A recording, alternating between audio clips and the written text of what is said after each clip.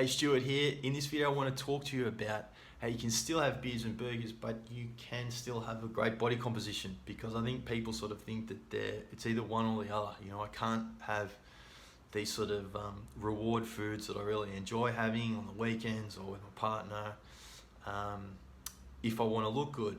And I think I'll just sort of clear the air a little bit as well, because I think it is one of the biggest misconceptions that I would see or hear more so, is this sort of concept people have about people that have really good body composition, that they are constantly in this process of saying no to everything, as in they don't ever eat anything unhealthy, they don't drink, they live this sort of yogi existence where everything is really clean meals and really healthy, and they exercise every day, and there's some sort of disciplined mutant that can do all these things, and most people look at that and they just think there's no way I could do that.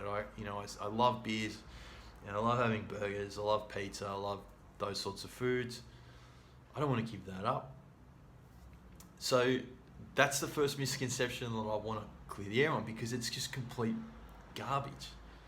Most people that you look at that have really good body composition actually eat a lot of those foods, and they're not eating it every night, but they're applying what is a very successful framework to their meals. They've got a structure with their meals. They certainly would probably take their meals to work. They know what they're having for dinner.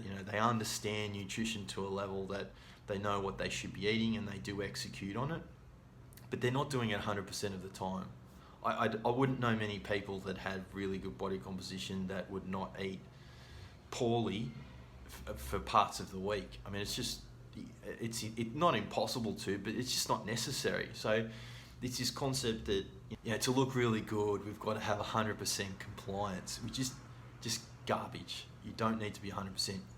All you need to focus on, and this is what I drum into all my clients, it's 80-20. So if you've heard of the 80-20 rule, I'm applying a similar concept, but it's to do with your food. This works really, really well, regardless of what stage you are at. All you need to focus on is getting your food right 80% of the week. So if you can look at it in terms of a month or a week, however you want to do it. If you just work on getting that 70-80% of the week, the right sort of foods for your body type, mostly whole foods, you've got a good structure with your meals, you're executing on it consistently. It's what you do most consistently that determines the outcome. And as long as that consistency applies to 80% of what's coming in through your mouth, as in the larger component of what you're eating, you'll have optimal body composition. And it's almost that other 20%, so you're getting it 80% right, that other 20% really can be as debaucherous as you want it to be. It can be alcohol, it can be beers, it can be whatever you want. But you can only do that if you're getting that 80% right. And only if you are executing on that 80%. What I say to my clients is, you know whether you've earned that 20%, and that's the way to look at it. And it doesn't have to be sequential either. So I think that's the other misconception. That 20% can be, Wednesday dinner somewhere, and Saturday lunch somewhere, or it doesn't have to be, Monday, Friday super strict. I live in my cave and then I come out on the weekends and I go crazy. It can be that, but it doesn't have to be. That there's the flexibility to have that 20% sort of sporadically in between the 80%, if you like.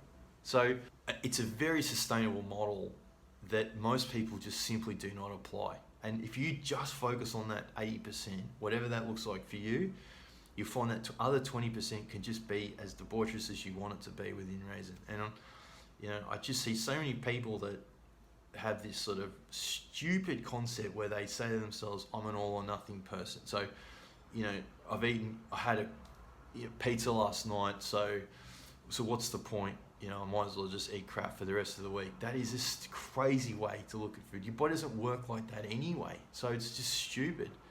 Every meal counts, but not every meal has to count. And the people that have optimal body composition success, they don't think like that. So the only difference between them and you, if you've watched this far into the video, it's you.